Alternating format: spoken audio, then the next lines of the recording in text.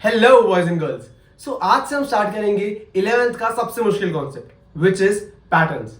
But patterns को सबसे मुश्किल कॉन्सेप्ट क्यों माना जाता है? वो इसलिए क्योंकि पैटर्न्स के अंदर वेरिएशंस बहुत सारी हैं। जैसे हमने इससे पहले नंबर्स करे थे, सीरीज करी थी, for example Armstrong number, Fibonacci series या फिर मर्सनी नंबर्स, इन सब के अंदर एक नंबर था एंड उसके लिए एक पर्टिकुलर कोड था। बट पैटर्न्स में ऐसा नहीं है। पैटर्न्स में इतने सारी वेरिएशंस हैं, इतने सारे टाइप्स हैं एंड उन सब के लिए अलग अलग कोड लिखे जाते हैं एंड उन सब कोड्स को याद रखना बहुत ही ज्यादा मुश्किल काम है। बट अगर हम भी पैटर्न्स के अलग अलग कोड लिखने लग गए तो हम इससे बचेंगे कैसे? हम पैटर्न्स को सबसे डिफिकल्ट सबसे इजी कैसे बनाएंगे? सो हम इसके लिए अलग अलग कोड नहीं लिखेंगे। इंस्टेड हम एक सिंपल सा मेथड ध्यान रखेंगे एंड उस एक मेथड से पैटर्न के जितने भी वेरिएशंस हैं, जितने भी टाइप्स हैं, वो सब आराम से सॉल्व हो जाएंगे। एंड आज हम उसी मेथड को डिटेल में पढ़ेंगे, सब कुछ जानेंगे, उसका एक एक स्टेप जानेंगे कि हर एक स्टेप को इवैल्यूएट कैसे करना है एंड अपना डिजायर्ड आउटपुट ऑफ पैटर्न कैसे लेकर आना है। एंड आगे आने वाली वीडियोस में हम इस सुपर ऑसम मेथड को यूज करेंगे ताकि हम अपने डिफरेंट टाइप ऑफ पैटर्न के कोड इजीली लिख पाए। सो अगर आप चैनल पे नए हो एंड अपने पुरानी वीडियोस नहीं देखी हैं तो वो चेक देम आउट। वीडियो अच्छी लगे तो लाइक करना, नहीं लगे तो सब्सक्राइब करना ताकि आपको आगे आने वाली वीडियो अच्छी लग सके, जो डेफिनेटली अच्छी लगेंगी, कोई डाउट ही नहीं है। This is Harshit and without much wait let's get started.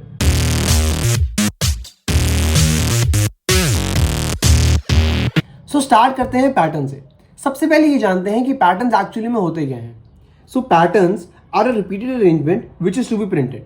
So computer science में पैटर्न्स कुछ ऐसे डिजाइन होते हैं जो किसी सीक्वेंस पे बेस्ड होते हैं एंड उन्हें हमें प्रिंट करना होता है। सो अगर आप यहाँ पर देखो तो यहाँ पे डिफरेंट टाइप ऑफ पैटर्न्स बना रखे हैं। फॉर एग्जाम्पल अगर आप स्टार पैटर्न को देखो तो इस स्टार पैटर्न में फर्स्ट रो में सिर्फ एक स्टार प्रिंटेड है, देन सेकंड रो में 2 स्टार्स, देन थर्ड रो में 3 स्टार्स, देन फोर्थ रो में 4 स्टार्स। ऐसे करते करते पूरा ये पैटर्न प्रिंट हुआ है। ठीक है, तो इस पैटर्न के अंदर एक सीक्वेंस है एंड उसी से ये डिजाइन बना है जिसको हमने पैटर्न बोला है, राइट। तो यहाँ पे कुछ टाइप ऑफ पैटर्न्स अवेलेबल हैं। ऐसे ही बहुत सारे और टाइप ऑफ पैटर्न्स भी होते हैं एंड और भी बहुत सारी वेरिएशंस कंस्ट्रक्ट की जा सकती हैं। ठीक है, बट इन पैटर्न्स की नीड क्या है? सो पैटर्न्स रिक्वायर लॉजिकल थिंकिंग। सो इन पैटर्न्स को कंस्ट्रक्ट करने के लिए आपको लॉजिकल थिंकिंग एबिलिटी चाहिए एंड उसी को इंप्रूव करने के लिए ये पैटर्न्स का कॉन्सेप्ट कंप्यूटर साइंस में इंक्लूड हुआ है। ठीक है, पैटर्न्स के जैसे मैंने बताया डिफरेंट टाइप्स होते हैं। यहाँ पे कुछ हमने टाइप्स बता रखे हैं, ऐसे ही और भी बहुत सारे टाइप्स अवेलेबल होते हैं और बहुत सारी वेरिएशंस कंस्ट्रक्ट की जा सकती हैं। ठीक है, and this concept of patterns can be made easy with our method. So अभी हम जो मेथड पढ़ने वाले हैं उससे ही पैटर्न्स का कॉन्सेप्ट काफी आसान हो जाएगा एंड आपकी लॉजिकल थिंकिंग एबिलिटी भी इंप्रूव होगी। सो आगे बढ़ने से पहले पैटर्न्स के बारे में कुछ इंपॉर्टेंट इन्फॉर्मेशन पढ़ लेते हैं। So the first information is that patterns are printed row wise. ठीक है, तो जितने भी पैटर्न्स प्रिंट होते हैं वो सब रो वाइज प्रिंट होते हैं। ठीक है, तो इसको समझाने के लिए हम एक एग्जांपल लेते हैं। तो ये हमने एग्जांपल लिया डब्ल्यू पैटर्न का। ये पैटर्न दिख रहा है ना, ये एक डब्ल्यू का पैटर्न है। ठीक है, तो अब जब हम पैटर्न्स पढ़ना स्टार्ट करते हैं तो इस पैटर्न को देख के लगता है कि हम इसको ऐसे प्रिंट कर सकते हैं कि पहले हम ये वाली लाइन प्रिंट कर देंगे, देन उसके बाद हम ये वाली लाइन प्रिंट कर देंगे, देन ये वाली प्रिंट कर देंगे, देन उसके बाद लास्ट में ये वाली प्रिंट कर देंगे। जैसे हम डब्ल्यू बनाते हैं उस स्टाइल में इस पैटर्न को भी प्रिंट कर देंगे। बट नहीं, ऐसे नहीं होता। सो जितनी भी प्रिंट स्टेटमेंट्स हैं वो रो वाइज काम करती हैं। तो इसका मतलब क्या है कि अगर आपने एक बार ये वाली लाइन प्रिंट कर ली एंड आपका कर्सर नेक्स्ट वाली लाइन पे आ गया तो आप कभी भी इस पुराने वाले लाइन पे जाकर कुछ प्रिंट नहीं कर सकते। ठीक है, तो इसीलिए हमें जितने भी पैटर्न्स हैं वो सब रो वाइज ही प्रिंट करने होंगे। उनके लिए जो लॉजिक है वो हमें रो वाइज ही लिखना होगा। तो इसका मतलब क्या है? फॉर एग्जाम्पल इस केस के अंदर अगर पहले हमारे पास 3 स्टार्स हैं, कुछ गैप्स के बाद वो स्टार्स प्रिंट हो रखे हैं, तो हमें पहली प्रिंट स्टेटमेंट के साथ ही ये तीनों के तीनों स्टार्स कुछ गैप के बाद प्रिंट कर देने हैं। ठीक है, अगर हमारा कर्सर एक बार इस नेक्स्ट लाइन पे आ गया देन हम कभी भी इस पुरानी लाइन पे जाकर कुछ एडिट नहीं कर पाएंगे, कुछ नया प्रिंट नहीं कर पाएंगे। ठीक है, तो इसीलिए हमें इन सारे पैटर्न्स को रो वाइज ही प्रिंट करना होगा। ठीक है, पहले इस वाली रो को प्रिंट करेंगे, देन उसके बाद इस वाली रो को प्रिंट करेंगे, देन उसके बाद इस वाली रो को प्रिंट करेंगे, देन उसके बाद लास्ट वाली रो को प्रिंट करेंगे। ऐसे रो वाइज प्रिंट करते रहेंगे। ठीक है, तो इसीलिए patterns are printed row wise. ठीक है, तो ये पहली इन्फॉर्मेशन समझ में आई। देन उसके बाद आता है सेकंड इन्फॉर्मेशन पे। तो second information is that patterns require nested for loops. अब नेस्टेड फॉर लूप्स क्या होते हैं? तो नेस्टेड हमने पहले पढ़ा था ना, नेस्टेड इफ एल्स पढ़ा था, एक इफ एल्स के अंदर दूसरा इफ एल्स। ठीक है, तो नेस्टेड फॉर लूप का मतलब क्या है? एक फॉर लूप के अंदर, ये एक फॉर लूप है, इसके अंदर हमने अगर एक और फॉर लूप लिख दिया तो इससे हम क्या कहेंगे? Nested for loop. ठीक है, तो most of the patterns nested for loop पे ही काम करते हैं। बट अब पैटर्न्स के अंदर नेस्टेड फॉर लूप्स की क्या जरूरत है? सो पैटर्न्स के अंदर नेस्टेड फॉर लूप्स की नीड समझने के लिए हमें ये समझना होगा कि हम प्रिंट कैसे कर रहे हैं। सो अभी हमने जाना कि पैटर्न्स को हम रो वाइज प्रिंट करते हैं, बट पैटर्न्स को रो वाइज प्रिंट करते कैसे हैं? सो उसके लिए हम क्या करते हैं कि हम सबसे पहले फर्स्ट रो पे आते हैं एंड उसके अंदर जो भी चीजें हैं वो हम प्रिंट कर देते हैं। ठीक है, देन उसके बाद हम आते हैं सेकेंड रो पे, उसके अंदर जो भी चीज़ें हैं वो सब हम प्रिंट कर देते हैं, ठीक है। देन उसके बाद हम आते हैं थर्ड रो पे, उसके अंदर जो भी चीज़ें हैं वो हम प्रिंट कर देते हैं, ठीक है। एंड देन ऐसे करते करते हम लास्ट रो तक आते हैं एंड उसके अंदर जो भी चीज़ें हमें प्रिंट करनी है वो हम प्रिंट कर देते हैं, ठीक है। तो इसके अंदर ये जो रोज पर आइटरेट करने वाला काम है ये करता है एक फॉर लूप जिसको हम कहते हैं आउटर फॉर लूप, एंड जो भी चीज़ें हम रोज के अंदर प्रिंट करते हैं वो हैंडल करते हैं बाकी के फॉर लूप्स जिनको हम कहते हैं इनर फॉर लूप्स, ठीक है। तो इसीलिए पैटर्न्स के अंदर नेस्टेड फॉर लूप्स यूज होते हैं, ठीक है। अब हम चलते हैं अपने पैटर्न्स को प्रिंट करने के मेथड की तरफ। तो स्टार्ट करते हैं हमारे मेथड से। This is one method to print all patterns, ठीक है। तो स्टार्ट करते हैं, स्टेप नंबर 1 पे आते हैं, check the number of rows to be printed. सबसे पहले हमें क्या करना है, हमें ये देखना है कि कितनी रोज प्रिंट हो रही हैं। या तो हमें ये यूजर दे देगा या फिर हमें ये खुद ही फिगर आउट करना पड़ेगा पैटर्न को देखकर, ठीक है। देन उसके बाद हमें क्या करना है, create a for loop for the number of rose.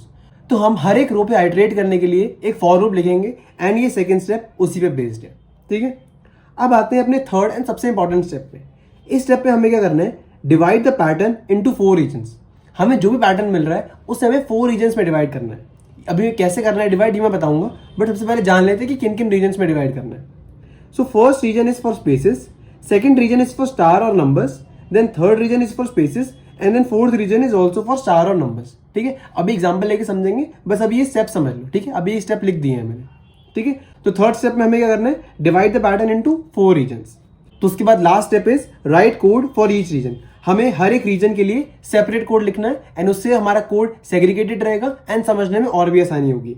And एक इंपॉर्टेंट बात, use loop if the number of elements are varying in each row. तो लूप तभी यूज करना प्रिंट करने के लिए अगर नंबर ऑफ एलिमेंट्स वेरी कर रहे हो। अब इसमें एलिमेंट्स का क्या मतलब है, एलिमेंट्स का मतलब है स्पेसेस, स्टार और नंबर्स, कोई भी एलिमेंट हो सकता है। अगर इनकी नंबर ऑफ अकरेंसेस वेरी कर रही हैं तभी लूप यूज करना, नहीं तो लूप यूज करने की जरूरत ही नहीं है, ठीक है। अब हम चलते हैं एंड एक एग्जाम्पल से इस पूरे मेथड को समझते हैं, ठीक है। तो स्टार्ट करते हैं हमारे एग्जाम्पल से। इस एग्जाम्पल से समझेंगे कि हम उस मेथड में कहना क्या चाह रहे थे। तो इस एग्जाम्पल के लिए मैंने ये वाला पैटर्न लिया है। इसके अंदर हम क्या कर रहे हैं, ऑपोजिट वी प्रिंट कर रहे हैं in the form of stars, ठीक है। तो ये पैटर्न कैसा है, इसके अंदर फर्स्ट रो में एक स्टार है, देन सेकंड रो में 2 स्टार्स हैं, बीच में कुछ स्पेस है, देन थर्ड रो में भी 2 स्टार्स हैं, बीच में कुछ स्पेस है, एंड देन फोर्थ रो में भी कुछ 2 स्टार्स हैं, बीच में कुछ स्पेस है, एंड ये जो स्पेस है यही बढ़ी जा रही है, ठीक है। अब चलते हैं एंड अपने मेथड को स्टेप बाय स्टेप इस वाले एग्जाम्पल में अप्लाई करते हैं, ठीक है। तो फर्स्ट स्टेप क्या है, check the number of rows to be printed. तो एक बार देखते हैं कि हमें कितनी रोज प्रिंट करनी है। तो हमें कितनी रोज प्रिंट करनी है, 1 2 3 एंड 4। तो हमें नंबर ऑफ रोज कितनी प्रिंट करनी है, 4, ठीक है। तो इसलिए तो हमारे फर्स्ट स्टेप का आंसर क्या हुआ, check the number of rows to be printed. इसका आंसर हुआ कि हमें 4 रोज प्रिंट करनी है इस वाले एग्जाम्पल के लिए, ठीक है। अब आते हैं सेकंड स्टेप पे। Second step is create a for loop for the number of रोज। तो हमारी नंबर ऑफ रोज कितनी है, 4। तो हमें क्या करना है, हमें एक फॉर लूप क्रिएट करना होगा। तो ये कैसे करेंगे, for I in range 1 to 5, ठीक है। 5 क्यों, क्योंकि लास्ट वाली वैल्यू एक्सक्लूडेड होती है, इसीलिए 1 से 4 तक पूरा इंक्लूड करने के लिए हमें रेंज फंक्शन एक आगे तक लगाना पड़ेगा, ठीक है। तो ये हमने लूप लगा दिया। This loop will be use to iterate on the rows, ठीक है। ये वाला लूप यूज होगा रोज पे आइटरेट करने के लिए। तो ये हमारा सेकंड स्टेप भी पूरा हो गया। Then third step is divide the pattern into 4 regions. अब ये 4 रीजन्स पे डिवाइड करना सबसे इंपॉर्टेंट पार्ट है, तो इसको ध्यान से देखते हैं। तो इसके 4 रीजन्स कौन से हैं। इसका फर्स्ट रीजन है ये वाला, ठीक है। ये ध्यान से देख रहे हो कि यहाँ पर स्पेस है, जो आउटपुट स्क्रीन है वो स्टार्ट होती है यहाँ से, ठीक है। ये पूरी की पूरी आउटपुट स्क्रीन है, ठीक है। अब इस आउटपुट स्क्रीन के लिए अगर हमें स्टार प्रिंट करना है, कुछ स्पेसेस के बाद प्रिंट करना है, तो इसीलिए ये वाला जो रीजन होगा दिस विल बी रीजन 1, एंड ये किसके लिए होगा, स्पेसेस के लिए होगा, क्योंकि ये हमें खुद से प्रिंट करने होंगे ताकि हम इस स्टार को थोड़ा आगे प्रिंट कर सकें आउटपुट स्क्रीन में, ठीक है। अब आते हैं हमारे सेकंड रीजन पे। Second region is for star और नंबर्स। तो ये वाला क्योंकि स्टार पैटर्न है तो सेकंड रीजन किसके लिए बनेगा, स्टार्स के लिए। एंड सेकंड रीजन कौन सा होगा, सेकंड रीजन होगा हमारा ये फर्स्ट सेट ऑफ स्टार्स वाला रीजन। इनको हम क्या कहेंगे, region 2। This is for stars, ठीक है। इस सेकंड रीजन के अंदर फर्स्ट सेट ऑफ स्टार्स ही इंक्लूड होंगे, ये वाले स्टार्स सेकंड रीजन के अंदर इंक्लूड नहीं होंगे, ठीक है। ये वाले जितने भी स्टार्स हैं सेकंड रीजन के अंदर इंक्लूड नहीं होंगे, only the first set of stars will be included in region 2, ठीक है। अब आते हैं हमारे थर्ड रीजन के अंदर। थर्ड रीजन के अंदर क्या है, third region is use for spaces. अब ध्यान से देखते हैं इसके अंदर थर्ड रीजन कौन सा है। इसके अंदर थर्ड रीजन है ये वाले जो स्पेसेस है ना, ये वाले देखो, ये वाले जो स्पेसेस हैं these will be included in region 3, ठीक है। ये किस में इंक्लूड होंगे, रीजन 3 के अंदर विच इज फॉर स्पेसेस। ठीक है, तो इस केस में हमें अपने आप से कुछ स्पेसेस प्रिंट करने होंगे ताकि इन दोनों स्टार्स के बीच में कुछ डिफरेंस हो। अगर हम स्पेस नहीं प्रिंट करेंगे तो ये दोनों स्टार्स एकदम साथ प्रिंट हो जाएंगे एंड हमारा पैटर्न डिस्ट्रॉय हो जाएगा। ठीक है, तो इसीलिए हमें ये स्पेसेस अपने आप से प्रिंट करने होंगे एंड इस स्पेस के रीजन को हम क्या बोलेंगे, रीजन 3। ठीक है, तो अब जो हमारे रिमेनिंग स्टार्स हैं, तो ये जो हमारे रिमेनिंग स्टार्स हैं ये आएंगे हमारे 4th रीजन के अंदर। ठीक है, इनको हम क्या बोलेंगे, region 4 which is for stars. ठीक है, इस केस में क्योंकि स्टार पैटर्न है तो स्टार्स के लिए, अगर कोई नंबर पैटर्न होगा तो उस केस में नंबर्स के लिए 4th रीजन आएगा। ठीक है, अब क्योंकि ये वाले स्टार्स कुछ वेरिड नंबर ऑफ स्पेसेस के बाद प्रिंट हुए हैं इसीलिए हम इनको रीजन 4 की कैटेगरी में डालते हैं। बट अगर इनके बीच में कुछ वेरिड नंबर ऑफ स्पेसेस नहीं होते तो ये रीजन 2 की कैटेगरी में ही प्रिंट होते हैं। बट क्योंकि इनके बीच में वेरिड नंबर ऑफ स्पेसेस हैं जो अभी रीजन 3 की कैटेगरी में आ रखे हैं, इसीलिए ये वाले स्टार्स रीजन 4 की कैटेगरी में आए एंड ये एकदम लास्ट में प्रिंट होंगे। ठीक है, तो अब हमारा फ्लो क्या होगा प्रिंट करने के लिए, क्योंकि हमें रो वाइज प्रिंट करना है तो सबसे पहले हम प्रिंट करेंगे रीजन 1, देन हम प्रिंट करेंगे रीजन 2, देन हम प्रिंट करेंगे रीजन 3 एंड लास्ट में प्रिंट करेंगे रीजन 4। ठीक है, तो एक बार मैं फ्लो लिख देता हूं, हमारा फ्लो क्या रहेगा। सो क्योंकि हमें रो वाइज प्रिंट करना है तो इसी के लिए हम सबसे पहले क्या प्रिंट करेंगे, रीजन 1, देन हम क्या प्रिंट करेंगे, रीजन 2, देन हम प्रिंट करेंगे रीजन 3 एंड देन हम प्रिंट करेंगे रीजन 4। ठीक है, तो ये हमारा फ्लो रहेगा। अब हम आते हैं लास्ट स्टेप पे which is write code for each reason. ठीक है, तो इस केस में हम क्या करेंगे, सारे के सारे रीजन के लिए कोड लिखेंगे एंड हमारी सबसे इंपॉर्टेंट बात क्या थी, use loop if the number of elements are varying in each row. ठीक है, हमें लूप कब यूज करना है, अगर नंबर ऑफ एलिमेंट्स वेरी कर रहे हैं। ठीक है, तो अब अगर हम रीजन 1 के लिए कोड लिखेंगे तो इस केस में अगर आप ध्यान से देखो तो यहाँ पे नंबर ऑफ स्पेसेस वेरी कर रहे हैं। यहाँ फर्स्ट में थोड़े ज्यादा स्पेसेस हैं, देन थोड़े कम स्पेसेस हैं, देन थोड़े कम स्पेस है, देन थोड़ा कम स्पेस है। तो इस केस में नंबर ऑफ स्पेसेस जो है वो वेरी कर रहे हैं, तो इस केस में हम लूप लगाएंगे। ठीक है, अगर अब आप रीजन 2 पे आओ तो रीजन 2 के अंदर सिर्फ एक स्टार हर बार प्रिंट हो रहा है। ठीक है, एक ही स्टार हर बार प्रिंट हो रहा है, तो इस केस में हम लूप नहीं लगाएंगे, हम डायरेक्टली स्टार प्रिंट कर देंगे। ठीक है, अब अगर आप रीजन 3 पे आओ, रीजन 3 के अंदर हमारे पास जो स्पेस है वो इंक्रीज हो रहा है। ठीक है, इंक्रीज हो रहा है इसका मतलब वेरी तो कर ही रहा है, तो इसीलिए हम रीजन 3 के लिए भी लूप लगाएंगे। देन अगर आप रीजन 4 पे आओ तो रीजन 4 के अंदर भी हम एक एक स्टार ही प्रिंट कर रहे हैं। ठीक है, तो रीजन 4 के अंदर भी क्योंकि हम एक ही स्टार प्रिंट कर रहे हैं, number of stars, number of occurrences vary नहीं हो रही, तो इसके लिए भी हम लूप नहीं लगाएंगे। ठीक है, तो इस एग्जांपल में लूप किस के लिए लगेगा, सिर्फ रीजन 1 एंड रीजन 3 के लिए। रीजन 2 एंड रीजन 4 के लिए लूप नहीं लगेगा क्योंकि इनके नंबर ऑफ अकरेंसेस कांस्टेंट है। ठीक है, तो ये हो गया हमारा पूरा का पूरा मेथड। आई होप ये मेथड समझ में आया हो। अब हम चलते हैं एंड कुछ एग्जांपल्स देखते हैं एंड ट्राई करते हैं कि हम इस मेथड को उन एग्जांपल्स में कैसे अप्लाई करेंगे। ठीक है, तो स्टार्ट करते हैं हमारे कुछ एग्जांपल पैटर्न्स के साथ। तो इसके अंदर हमें क्या करना है, tell the regions and which region will use the loop. ठीक है, तो इसके अंदर हमें क्या करना है, हमें हर एक पैटर्न के लिए रीजन्स बताने हैं कौन कौन से अवेलेबल हैं एंड कौन से वाले रीजन में लूप लगेगा एंड कौन से वाले रीजन में लूप नहीं लगेगा, ये भी बताना है। ठीक है, स्टार्ट करते हैं हमारे फर्स्ट पैटर्न से। इस पैटर्न के अंदर हम क्या कर रहे हैं, इस पैटर्न के अंदर हम कुछ स्टार्स प्रिंट कर रहे हैं। पहली रो में एक स्टार है, देन 2 स्टार है, देन 3, देन 4। ठीक है, तो इसके अंदर हमारे पास नंबर ऑफ रोज कितनी है, नंबर ऑफ रोज है हमारे पास 4। ठीक है, अब ध्यान से देखते हैं कि इसके अंदर कौन कौन से रीजन अवेलेबल हैं। तो अगर हम फर्स्ट रीजन को देखें तो first region is for spaces. तो क्या इसके अंदर फर्स्ट रीजन अवेलेबल है? नहीं यार, इसके अंदर फर्स्ट रीजन अवेलेबल नहीं है। क्यों? क्योंकि आउटपुट स्क्रीन के बिल्कुल लेफ्ट साइड से स्टार्ट हो रहा है। ठीक है, यहां से लेफ्ट साइड से स्टार्ट हो रहा है, तो इसका मतलब हमें इसके अंदर कुछ एक्स्ट्रा स्पेसेस प्रिंट करने की जरूरत ही नहीं है। ठीक है, तो इसीलिए इसका क्या मतलब है कि इसके अंदर फर्स्ट रीजन नहीं है। ठीक है, तो इसके अंदर फर्स्ट रीजन जो है, जो हमारा फर्स्ट रीजन है वो इसके अंदर अवेलेबल ही नहीं है। ठीक है, देन आते हैं हम इसके सेकंड रीजन पे। Second region is for star और नंबर्स। तो क्या इसके अंदर स्टार और नंबर्स हैं? तो इसके अंदर अगर हम देखें इसका सेकंड रीजन कौन सा होगा, इसका सेकंड रीजन होगा ये पूरा। ठीक है, ये जितने भी स्टार्स हैं ये सबके सब सेकंड रीजन में आ रहे हैं। क्यों ये सेकंड रीजन में क्यों आ रहे हैं? आपने तो पहले बोला था कि यहाँ पे जो फर्स्ट सेट ऑफ स्टार्स है वही सेकंड रीजन में आएंगे, तो इसके हिसाब से तो सिर्फ ये सेकंड रीजन में आने चाहिए। नहीं, मैंने यहाँ बोला था जो फर्स्ट सेट ऑफ स्टार्स है वो सेकंड रीजन में आ रहे हैं, बट ये फर्स्ट स्टार्स डिफरेंशिएट कैसे हो रहे थे?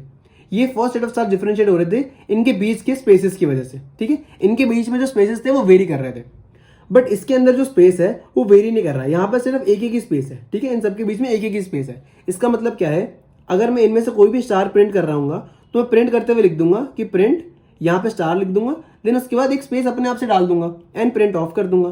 ठीक है, तो इसलिए ये स्पेस जो है ये वेरी नहीं कर रहा। नंबर ऑफ स्पेसेस जो यहाँ पर हैं वो वेरी कर रहे थे, इसीलिए इसका रीजन 3 बना था।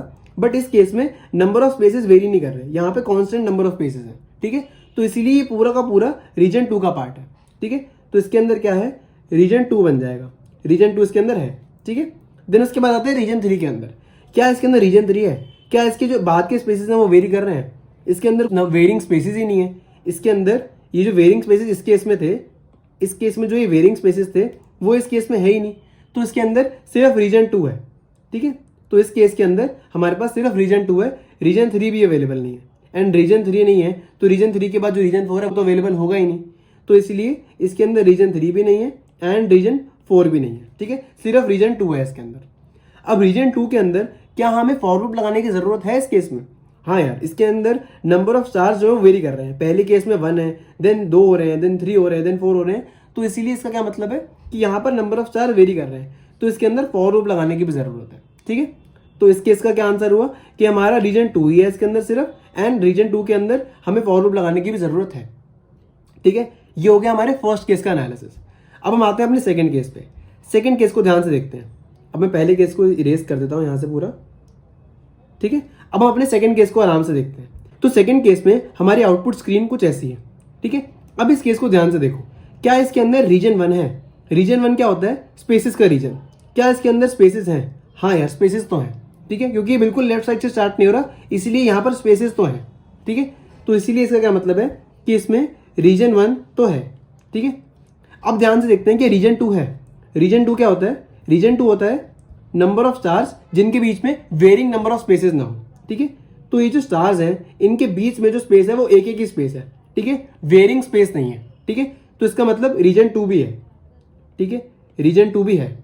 क्या इसके अंदर रीजन 3 है? रीजन 3 क्या होता है? स्टार्स जिनके बीच में जो वेरिंग स्पेस होता है, ये जो वेरिंग स्पेस था, ठीक है, इसको हमने कहा था कि ये रीजन 3 है। ये जो वेरिंग स्पेस है वो उसको हमने कहा था रीजन 3 है, बट इसके अंदर रीजन 2 के बाद कोई वेरिंग स्पेस नहीं आ रहा, ठीक है। इसका मतलब इसके अंदर रीजन 3 नहीं है, एंड रीजन 3 नहीं है तो रीजन 4 भी नहीं होगा, ठीक है। रीजन 4 भी नहीं, क्योंकि रीजन 4 क्या होता है? वेरिंग स्पेसेस के बाद जो स्टार्स आते हैं, बट वेरिंग स्पेसेस ये नहीं है तो रीजन 4 कहां से आएगा, ठीक है। तो इसके अंदर सिर्फ रीजन 1 एंड रीजन 2 है, ठीक है। अब आता है सेकंड क्वेश्चन पे, क्या हमें इनके लिए फॉर लूप की जरूरत है? तो रीजन 1 के केस में जो नंबर ऑफ स्पेसेस हैं वो वेरी कर रहे हैं, ठीक है। नंबर ऑफ स्पेसेस जो हैं वो पहले ज्यादा थे, देन कम हुए, देन थोड़े और कम हुए, देन बिल्कुल कम हो गए, ठीक है। तो रीजन 1 के केस में तो हमें फॉर लूप की जरूरत है, एंड रीजन 2 के केस में क्या फॉर लूप की जरूरत है? हाँ यार, रीजन 2 के केस में भी फॉर लूप की जरूरत है, क्योंकि इसके अंदर भी हमारे पास जो स्टार्स हैं वो वेरी कर रहे हैं। पहले 1 था, देन 2 हुए, देन 3 हुए, देन 4 हुए, तो इसका मतलब क्या है? रीजन 2 के अंदर भी हमें फॉर लूप की जरूरत है। तो फाइनली आंसर क्या हुआ? इस वाले केस में हमारे पास रीजन 1 एंड रीजन 2 है, एंड दोनों के लिए ही हमें फॉर लूप की जरूरत है, ठीक है। अब हम आते हैं हम अपने थर्ड केस पे। तो इस थर्ड केस को ध्यान से देखते हैं। इस थर्ड केस के अंदर हम क्या कर रहे हैं? हम 3 स्टार्स प्रिंट कर रहे हैं कॉन्स्टेंटली हर रो के अंदर। तो अब ध्यान से देखते हैं, क्या इसके अंदर रीजन 1 है? रीजन 1 क्या होता है? स्टार्टिंग स्पेस रीजन होता है, ठीक है। क्या इसमें स्टार्टिंग में स्पेसेस आ रहे हैं? नहीं यार, स्पेसेस नहीं आ रहे, तो इसका मतलब इसमें रीजन 1 नहीं है। क्या इसमें रीजन 2 है? रीजन 2 क्या होता है? ऐसे स्टार्स जिनके बीच में वेरिंग स्पेस ना हो, ठीक है।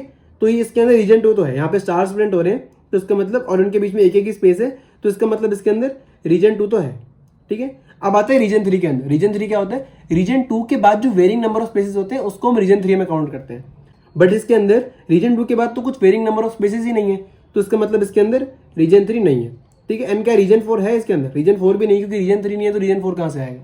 वेरिंग स्पेस ही नहीं है तो उसके बाद के स्टार्स कहां से आएंगे, ठीक है। तो इसके अंदर रीजन 4 भी नहीं है। अब आते हैं, क्या हमें रीजन 2 के अंदर फॉर लूप की जरूरत पड़ेगी? इस केस में रीजन 2 के अंदर जो नंबर ऑफ स्टार्स है वो कांस्टेंट है। पहले भी 3 थे, अगली वाली रो में भी 3 है, देन उसके अगली वाली रो में भी 3 है, तो इसका मतलब नंबर ऑफ स्टार्स जो है वो कांस्टेंट है। तो इसका मतलब क्या है? हमें रीजन 2 के केस में भी फॉर लूप की जरूरत नहीं है, ठीक है। तो इस केस का आंसर क्या है कि इसके अंदर हमारे पास सिर्फ रीजन 2 है, एंड इस केस के लिए हमें फॉर लूप की जरूरत नहीं है, ठीक है। अब आते हैं हमारे नेक्स्ट एग्जाम्पल पे। तो इस एग्जाम्पल में क्या हो रहा है? इस एग्जाम्पल में हम उल्टा स्टार वाला पैटर्न प्रिंट कर रहे हैं, ठीक है। तो इसके अंदर क्या रीजन 1 है? अब ध्यान से देखो, इसके अंदर यहां पर स्पेस तो है, लेफ्ट स्क्रीन से अगर हम इधर साइड पे आए तो स्पेस तो है, पहले नहीं था बट यहां पर आना स्टार्ट हो गया, ठीक है, एंड फिर बढ़े जा रहा है, ठीक है। ये वाले स्पेस की बात कर रहा हूं, ठीक है। तो ये स्पेस तो है, इसका मतलब इसके अंदर रीजन 1 तो है, ठीक है। क्या रीजन 2 है? रीजन 2 क्या होते हैं? ये वाले स्टार्स, ठीक है, जिनके बीच में वेरिंग स्पेस ना हो, तो इसके अंदर रीजन 2 भी है, ठीक है। यहाँ पे स्टार्स दिख रहे हैं जिनके बीच में वेरिंग स्पेस नहीं है, रीजन 2 भी है। क्या रीजन 3 है इसके अंदर? इसके अंदर कुछ ऐसा वेरिंग स्पेस नहीं है जो रीजन 2 के बाद आ रहा। रीजन 2 से पहले जो वेरिंग स्पेस होता है उसे हम रीजन 1 कहते हैं, एंड रीजन 2 के बाद जो वेरिंग स्पेस होता है उसे हम रीजन 3 कहते हैं, ठीक है। बट रीजन 2 के बाद तो कोई वेरिंग स्पेस ही नहीं है, इसका मतलब इसके अंदर रीजन 3 नहीं है, क्या इसके अंदर रीजन 4 है? रीजन 4 क्या होता है? वेरिंग स्पेस के बाद वाला रीजन। तो इसके अंदर वेरिंग स्पेस ही नहीं है, तो उसके बाद का रीजन कहाँ से आएगा? तो इसलिए इस केस के अंदर रीजन 4 भी नहीं है। ठीक है, अब आते हैं हमारे लास्ट एग्जाम्पल पे। इसको मैं इरेज कर देता हूँ, इसको भी इरेज कर देता हूँ। ठीक है, अब आते हैं हमारे लास्ट एग्जाम्पल पे। तो इस एग्जाम्पल में हम क्या कर रहे हैं? हम नंबर पैटर्न प्रिंट कर रहे हैं। ठीक है, तो ये हो गई हमारी पूरी आउटपुट स्क्रीन। तो ध्यान से देखो, क्या इसमें रीजन 1 है? तो क्योंकि ये बिल्कुल लेफ्ट स्क्रीन से ही स्टार्ट हो रहा है एंड यहाँ पर कोई स्पेस नहीं है, तो इसका मतलब क्या है कि इसके अंदर, इस वाले केस के अंदर रीजन 1 नहीं है। ठीक है, क्या इसमें रीजन 2 है? तो रीजन 2 किसका होता है? स्टार और नंबर्स का, जिसके बीच में वेरिंग स्पेस ना हो। तो इसके अंदर हमारे पास नंबर्स तो है जिसके बीच में वेरिंग स्पेस नहीं है, तो इसका मतलब हमारे पास रीजन 2 तो है। ठीक है, अब आते हैं रीजन 3 के अंदर। क्या इसमें रीजन 3 है? रीजन 3 क्या होता है? रीजन 2 के बाद जो वेरिंग स्पेसेस होते हैं उसे हम रीजन 3 कहते हैं, बट रीजन 2 के बाद तो यहाँ पे स्पेस ही नहीं है, तो इसका मतलब रीजन 3 नहीं है। क्या इसमें रीजन 4 है?